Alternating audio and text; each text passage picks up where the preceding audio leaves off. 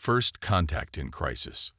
The crystalline spires of the Aetherian Central Observatory pierced the violet sky of Lumeria Prime, their surfaces refracting the light of 3 moons into dancing patterns across the capital city below.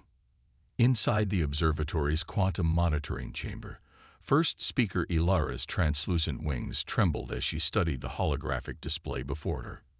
"Impossible," she whispered, her bioluminescent markings pulsing with distress. The readings couldn't be right. The quantum field disturbance they detected 2 days ago had grown exponentially, far beyond any natural phenomenon in their 1,000 years of records. "Second speaker Valen," she called out, her melodic voice tight with concern. "Please verify these readings." Valen glided across the chamber, his own wings casting prismatic reflections on the polished crystal floors. His 4-fingered hands moved gracefully over the control interface, but the elegance of his movements belied the growing horror in his eyes. "The readings are accurate, first speaker. The quantum storm has increased in intensity by 300% since our last measurement." At this rate, his voice trailed off as the implications became clear. Ilara's markings dimmed, a sign of deep distress among their kind. The Aetherians were among the most technologically advanced species in known space, masters of quantum engineering and stellar manipulation. But this defied everything they understood about spatial physics. "Show me the projected path," she commanded, straightening her slight frame to its full height. The holographic display shifted, showing their local star cluster. A massive distortion of spacetime, visualized as a roiling purple vortex, crawled across the map. Its trajectory was undeniable. It would reach their outermost colony world in 15 days, and Lumeria Prime itself in 30. "We've tried everything," Velen reported, bringing up simulation after simulation. "Quantum barriers, spatial folding, even our experimental reality anchors. Nothing affects it. It's as if..." He hesitated, "as if it operates on principles we don't understand." Ilara watched as another simulation showed one of their most powerful ships, capable of redirecting solar flares, being crushed like a dried leaf in the quantum storm's grip. The Aetherians had spent millennia perfecting their technology, becoming renowned throughout known space for their mastery of the fundamental forces. Now, facing this incomprehensible threat, all their advancements seemed insufficient. "How many ships do we have capable of evacuation?" she asked, though she already knew the answer. "Even if we commandeered every vessel in the Alliance, we could only evacuate perhaps 2% of our population in time," Valen replied, his wings drooping. Ilara closed her eyes, her markings pulsing in a complex pattern of grief and determination. There was only one option left, one that no first speaker had ever considered in their species' proud history. "Prepare a distress call," she ordered. "Broadcast on all frequencies, all protocols. Include our data on the quantum storm." Valen's markings flashed in shock. "First speaker, we've never faced extinction before." Ilara cut him off gently. "Our pride is not worth our survival." The call went out across the galaxy, carrying with it the desperate hopes of an entire civilization. Most responses were sympathetic but unhelpful. The few races with technology comparable to the Aetherians had no solutions to offer, while the less advanced species could only watch in horror. Then, on the 4th day, a response came through on an old frequency band, one rarely used by modern civilizations. The message was short, direct, and sent in clear galactic standard. "Distress call received. We have experience with similar quantum phenomena. Sending fleet coordinates. Expect arrival in 72 hours. Warning: we originate from what you classify as a Class X death world. Request clearance for heavy-grade ships and environment suits." The monitoring chamber fell silent as the implications sank in. Class X death worlds were the stuff of nightmares. Planets with crushing gravity, toxic atmospheres, extreme temperature variations, and aggressive ecosystems. The beings who could evolve in such conditions. "First speaker." Valen's voice quavered slightly. "The signal originates from Sol 3. Earth. Ilara studied the approaching quantum storm on the display, then the response from these humans. Her people had always prided themselves on their technological superiority, their refined culture, their mastery of the subtle forces of the universe. But perhaps survival required something else, something that could only be forged in the crucible of a death world. "Send clearance," she ordered, her markings pulsing with a mix of fear and hope, "and prepare for their arrival." As the acknowledgement was transmitted, Ilara wondered what sort of beings they had just invited into their home. Whatever these humans were, she hoped they were as capable as they claimed. The future of her entire species might depend on these creatures from a world that should have been too hostile for intelligent life to evolve. The countdown to their arrival began, and with it, the destiny of two vastly different species would become intertwined in ways none could have predicted. The unlikely alliance. The arrival of the human fleet shattered the serenity of Lumerian space. Their ships were nothing like the elegant vessels of the Aetherian Alliance. Massive angular constructs of dark metal and reinforced armor, trailing plasma fire from engines that seemed to tear at the fabric of space itself. First Speaker Ilara watched from the observatory's main chamber as 5 human warships decelerated into high orbit, their hulls bearing the marks of what appeared to be countless repairs and battle scars. By the 3 moons, Valen breathed, his wings twitching nervously. Each of those ships masses more than our largest stellar crafts. The energy readings are off our standard scales, Ilara finished, forcing her own markings to maintain a calm, steady glow. As first speaker, she needed to project confidence, even as her instincts screamed warnings about the predatory vessels now orbiting her homeworld. The humans had requested docking clearance for their command ship, the HSS Hyperion, at the orbital reception station. The Aetherian engineers had spent the last day reinforcing the docking structures. Standard ports weren't designed to handle vessels of such mass and power. A delegation of high-ranking Aetherians, led by Ilara, awaited the humans in the station's main reception chamber. The architecture, usually praised for its airy openness, suddenly felt exposed and vulnerable. The first indication of the humans' approach was a deep vibration through the deck plates, followed by the heavy sound of mechanical boots. The airlock cycled, and the humans entered. Ilara's first thought was that no amount of preparation could have truly readied them for this moment. The humans were shorter than Aetherians, but built like living tanks, their environmental suits only emphasizing their solid, powerful frames. Their movements were quick, precise, and carried an implicit threat of violence that made every Aetherian's survival instincts tingle. The lead human stepped forward, removing their helmet to reveal a face that was both fascinating and terrifying. No bioluminescence, but eyes that seemed to hold their own inner fire. First Speaker Ilara, the human said in perfect galactic standard, "I'm Fleet Commander Sarah Chen. Thank you for trusting us to help." Ilara forced herself to step forward, wings slightly spread in the traditional greeting. "Commander Chen, we welcome you to Lumeria. Your quick response to our distress call honors us." The human's face moved in what Ilara's scanobiology briefing had called a smile, a gesture of friendliness, despite the disconcerting display of teeth. "We came as soon as we decoded your data about the quantum storm. We've dealt with similar phenomena before, though nothing quite this scale." The other humans were introducing themselves. Chief Science Officer Marcus Rivera, Engineering Lead Dr. Emma Wallace, and Security Director James Kong. Each moved with that same controlled power, their eyes constantly scanning, analyzing, protecting. They were warriors, Ilara realized, even their scientists and engineers. "If you'll follow me," Ilara gestured toward the conference chamber. "We've prepared a full briefing on the situation." The humans moved through the station with surprising grace despite their bulk and heavy suits. The Aetherian staff pressed themselves against walls, wings trembling as the delegation passed.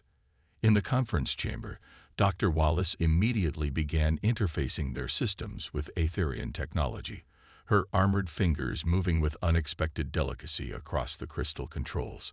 The quantum storm has accelerated again, Valen reported, bringing up the latest data. We've lost contact with our outer sensor arrays. Marcus Rivera studied the readings, his expression intense. These patterns. Emma, look at the phase variance in the quantum field. It's almost exactly like the Maelstrom incident. Emma finished, her eyes widening. But the scale is orders of magnitude larger. Commander Chen turned to Ilara, her expression grave. 3 years ago, we encountered a similar quantum disturbance in one of our colony systems. It was artificial, a weapon created by mining the quantum substrate of space-time itself. We lost 2 million colonists before we figured out how to stop it. The chamber fell silent. Ilara's markings pulsed with shock. Artificial. But who would have the technology to? That's what we need to find out. Chen interrupted. But first, we need to stop this thing. We brought quantum stabilizers based on our previous experience, but we'll need your help to modify them for this scale. Your understanding of quantum mechanics far surpasses ours. Our help. Valen's wings fluttered in confusion. But surely your environmental systems. James Kong gave a sound that might have been a laugh. We're not planning to send robots, if that's what you're thinking. This is a hands-on job. We'll need to physically place the stabilizers at key points within the storm's influence. Horror rippled through the Aetherian delegation. The gravitational forces alone would crush our strongest ships. One of the scientists protested. The quantum fluctuations would tear apart any organic matter.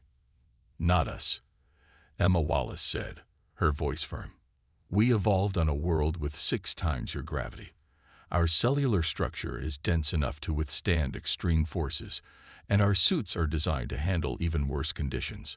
What we need is your expertise to calculate the exact positions and frequencies for the stabilizers. Ilara looked at these powerful beings, these Deathworlders who spoke so casually about venturing into conditions that her people considered unsurvivable. Their very presence terrified her on a primal level, and yet there was something else there, a determination, a willingness to risk everything to help a species they had never met. We'll help you, she declared, her markings glowing with newfound purpose. Our laboratories and facilities are at your disposal. Commander Chen nodded, that strange smile appearing again. Then let's get to work. We've got a quantum storm to kill. As humans and Aetherians began their collaboration, Ilara couldn't help but wonder if this unlikely alliance might be the beginning of something far more significant than just saving her world. Perhaps the galaxy's greatest achievements could only come when the subtle and the strong worked as one. Trial by fire.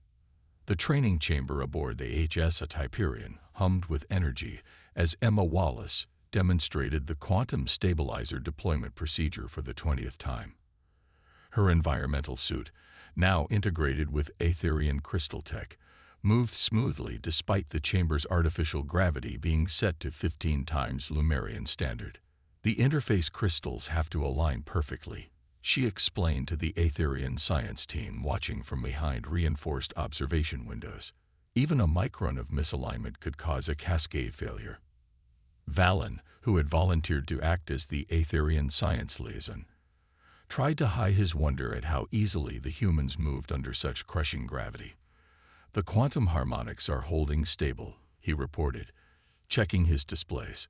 The crystal matrices are accepting the modifications far better than we expected. Commander Chen entered the chamber, her own enhanced suit clanking against the deck plates. Final briefing in 10 minutes. Dr. Wallace, how are the stabilizers looking? Ready for deployment. The Aetherian crystals have improved their efficiency by 300%. If this works, she paused, double-checking her calculations. We should be able to create a quantum nullification field large enough to disrupt the storm's core. The briefing room was a study in contrasts. Humans in their massive environment suits seated next to the delicate, winged forms of the Aetherian scientists. Holographic displays showed the quantum storm's continued expansion, now visible to the naked eye as a purple-black distortion in space. We've identified 3 key points where the stabilizers need to be placed, Marcus Rivera explained, highlighting positions within the storm's influence. The Hyperion will maintain position here, providing gravitational anchor and power support. Our shuttle teams will deploy to these coordinates. The quantum readings are troubling, one of the Aetherian scientists noted, her markings pulsing with concern. These fluctuations don't match any known pattern. It's as if the storm is adapting. Adaptive defense mechanisms, James Kong growled. Definitely artificial. Whoever built this thing didn't want it being shut down. Commander Chen stood, her suit's servos whining slightly. We launch in 30 minutes. First speaker Ilara, we'll need your people monitoring the quantum field harmonics. If anything changes, we'll be watching, Ilara assured her. Our quantum sensors have been calibrated to your frequencies. We'll have direct communication as long as possible. The launch bay of the Hyperion was enormous compared to Aetherian standards, necessarily built to handle equipment that would crush most species ships. 3 heavily modified shuttles waited, their hulls reinforced with layers of quantum-resistant plating and Aetherian crystal arrays. As the human teams performed their final checks, Valen approached Emma, his wings tight against his back in the artificial gravity. The mathematical models suggest a 47% chance of survival, he said quietly, even with your physiological advantages. Emma smiled behind her helmet visor. Better odds than my last date. When Valen's markings pulsed in confusion, she added, that was a joke. We know the risks, Valen. It's what we do. The shuttles launched into space, their modified engines leaving trails of quantum-stabilized fire. From the Hyperion's command center, Ilara and the other Aetherians watched as the tiny vessels approached the monstrous storm. Quantum fluctuations increasing, Valen reported, his voice tense. The storm's outer layer is reacting to their presence.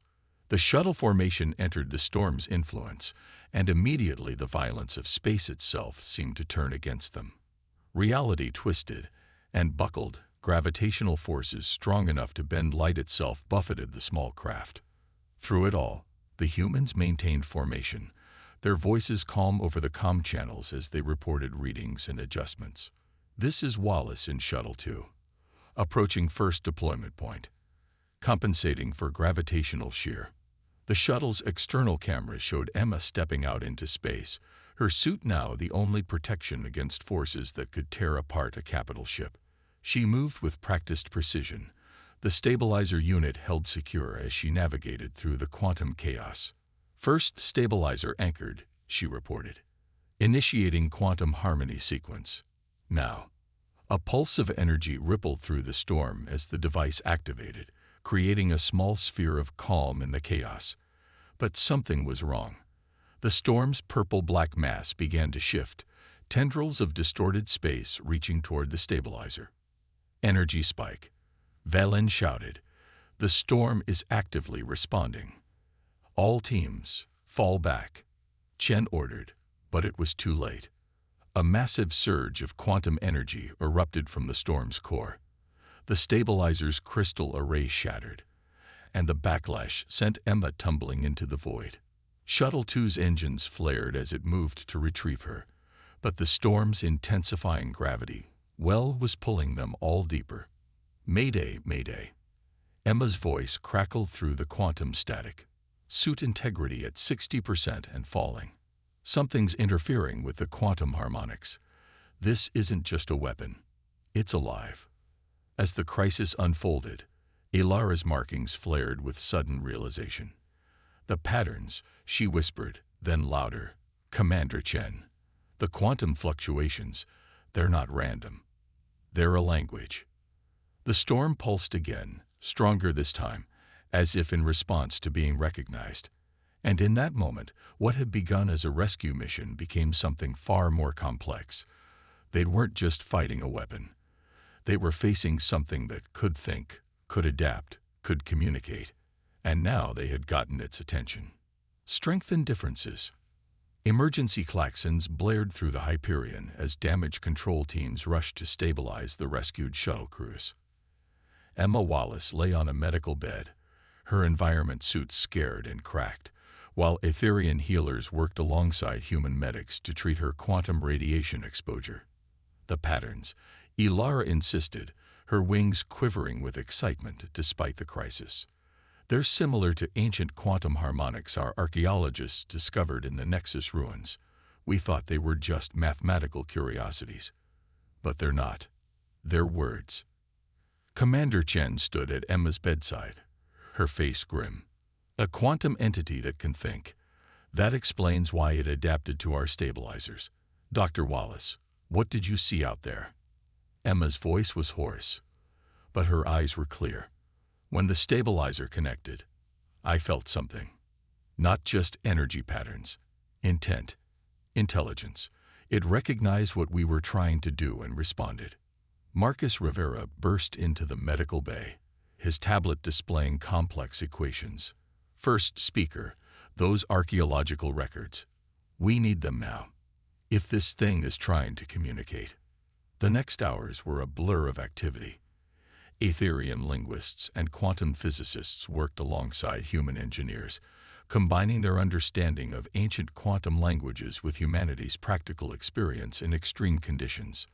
The storm continued to grow, but its patterns had changed, becoming more regular, almost rhythmic. It's a prison, Valen announced suddenly, his markings pulsing with the revelation. These patterns, they're not random at all. They're a containment protocol, damaged and degrading after eons of operation. James Kong leaned over the holographic display, his massive frame casting shadows on the delicate Etherian equipment, and whatever's inside is trying to get out. That's why it's growing, adapting. The containment field is failing. But who could build a prison out of quantum space-time itself? Chen wondered. And what kind of being would need to be contained like this? The answer came from an unexpected source. One of the younger Etherian researchers, her wings still not fully developed, spoke up from where she'd been analyzing the ancient records.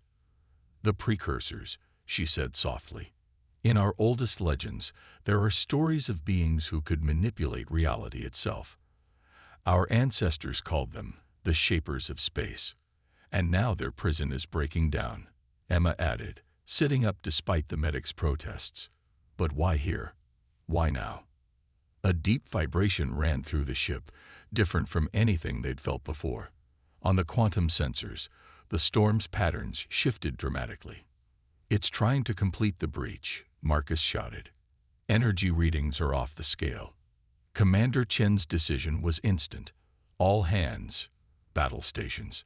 First speaker, get your people to safety. If this thing breaks free.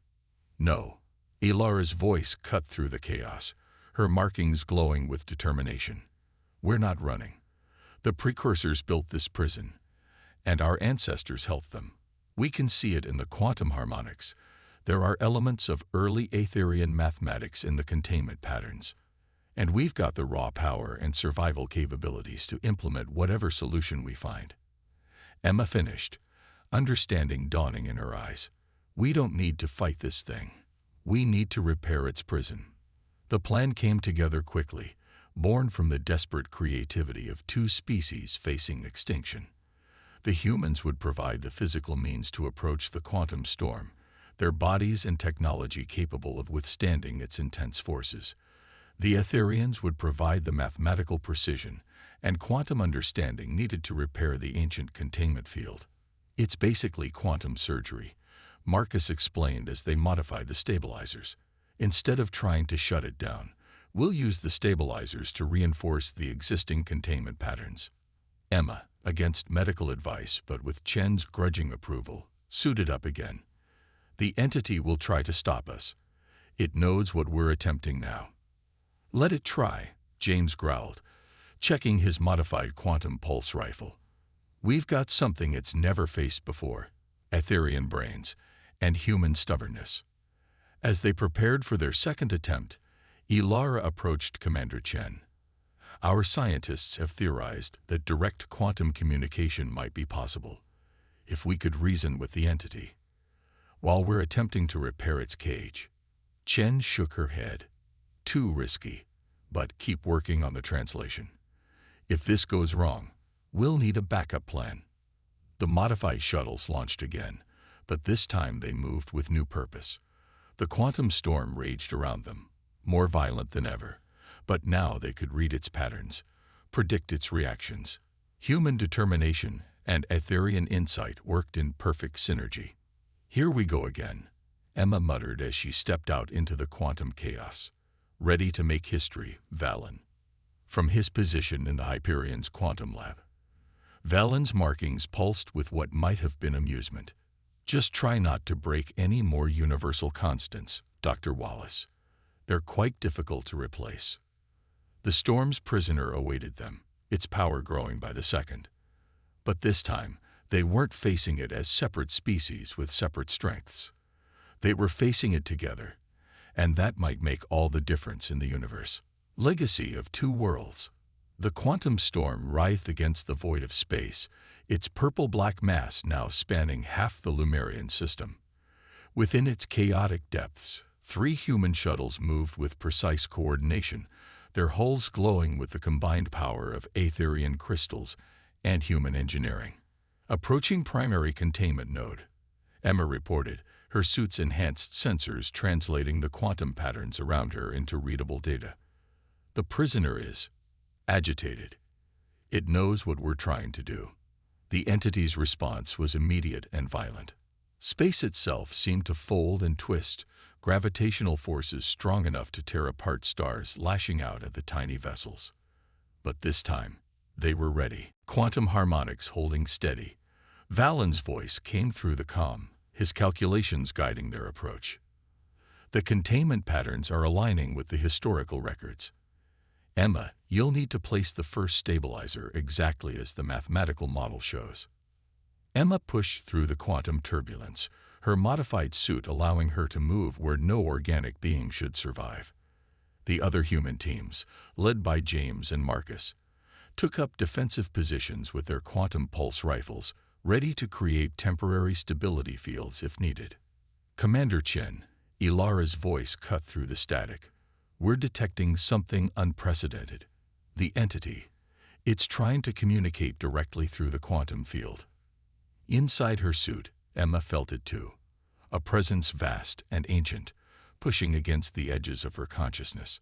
The quantum patterns around her shifted, forming complex mathematical structures that spoke of ages past and powers beyond comprehension.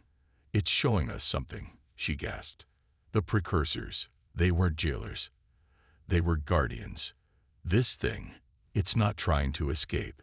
It's trying to warn us." Through the quantum field, images and concepts flooded their minds.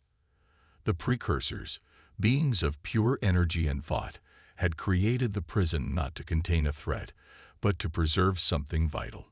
The entity was a repository, a library of quantum knowledge so powerful it could destroy reality if released incorrectly. "The containment field isn't failing," Marcus realized, his voice filled with awe. "It's evolving. The entity's been waiting millennia for species capable of understanding and accessing its knowledge safely.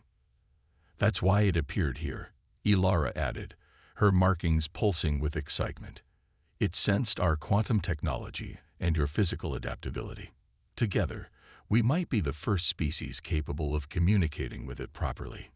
Commander Chen's voice was tense with decision. "Can we stabilize the containment field and establish communication at the same time?" "Yes." Emma and Valen spoke simultaneously. Emma continued, "The stabilizers can be modified to act as quantum translators. But we'll need perfect synchronization between human precision and Etherian quantum manipulation." "Do it," Chen ordered. "All teams, coordinate with Etherian control. Let's make first contact with something that predates our civilizations." What followed was a dance of incredible precision. Human hands placed the stabilizers with mechanical accuracy, while Etherian minds guided the quantum harmonics.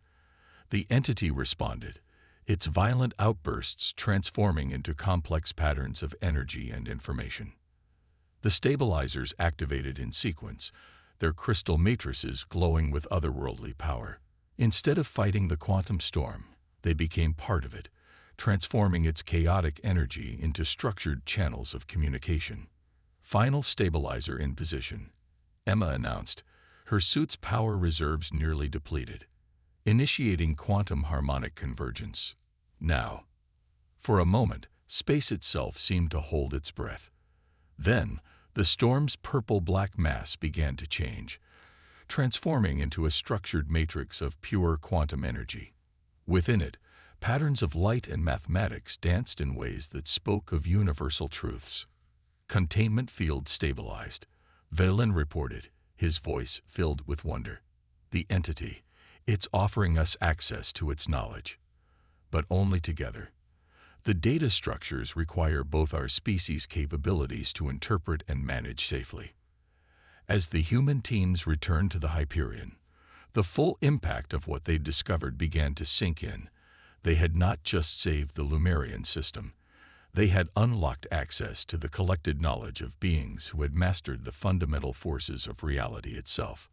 Your courage and strength made this possible, Ilara said to Commander Chen as they watched the now stable quantum matrix pulse with ancient wisdom. We would never have been able to approach the entity without you. Chen smiled, watching Emma and Valen already deep in discussion about quantum translation protocols. And we would never have understood what it was trying to tell us without your insight and knowledge. Perhaps that's the greatest lesson here. The universe doesn't just reward strength or intelligence, but the wisdom to combine different species' gifts. The legacy of that day would reshape the galaxy. Humans and Aetherians established the first joint quantum research institute, combining the physical resilience of Earth's children with the ethereal knowledge of Lumeria. Together, they began the long process of learning from the entity's vast repository of knowledge. More importantly, the galaxy's view of Deathworlders changed forever. The humans' ability to survive extreme conditions, once seen as a mark of primitiveness, was now recognized as a vital complement to more technologically advanced species' capabilities. As Emma Wallace often said in the years that followed, the universe's greatest challenges don't care what kind of world you evolved on. They only care if you're willing to face them together. The quantum entity continued its eternal vigil, no longer alone in its mission. Now it had guardians worthy of its trust, the combined strength of humanity's determination and the Aetherians' wisdom, working together to protect and understand the deepest mysteries of space-time itself.